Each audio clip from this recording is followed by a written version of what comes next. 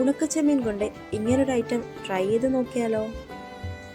കഴുകി വൃത്തിയാക്കിയ ഉണക്കച്ചെമ്മീൻ, ഒരു ചെറിയ സവാള, 3 അല്ലി വെളുത്തുള്ളി, ഒരു പാൻ എടുത്ത് അതിലേക്ക് കുറച്ച് എണ്ണയൊഴിച്ച് നമ്മുടെ ഉണക്കച്ചെമ്മീൻ ഒന്ന് റോസ്റ്റ് ചെയ്തെടുക്കുക. ഒരു ഗോൾഡൻ ബ്രൗൺ കളറൊക്കെ ആകുമ്പോഴത്തേക്ക് എടുക്കുക. അതിനുശേഷം ആ പാനിൽ തന്നെ കുറച്ച് ഓയിൽ ഒഴിച്ച് അതിലേക്ക് ചുവന്നുള്ളിയും നമ്മുടെ വെളുത്തുള്ളിയും ഇട്ടൊന്ന് വഴറ്റിയെടുക്കുക. നന്നായിട്ടൊന്ന് വഴറ്റിയതിനു ശേഷം അതിലേക്ക് ആവശ്യത്തിന് ഉപ്പും കറിവേപ്പിലയും ചേർത്തൊന്ന് വഴറ്റിയെടുക്കുക. അതിനുശേഷം അതിനകത്ത് ഉണക്കമുളക് ചതച്ചതും കൂടി ഇട്ട് നന്നായിട്ടൊന്ന് വഴറ്റിയെടുക്കുക. അതിനുശേഷം നമ്മൾ എടുത്തു വെച്ചിരിക്കുന്ന റോസ്റ്റ് ചെയ്ത ഉണക്കച്ചെമ്മീനും ഇട്ട് നന്നായിട്ടൊന്ന് വഴറ്റിയതിന് ശേഷം കുറച്ച് മഞ്ഞൾപ്പൊടി ഇടുക.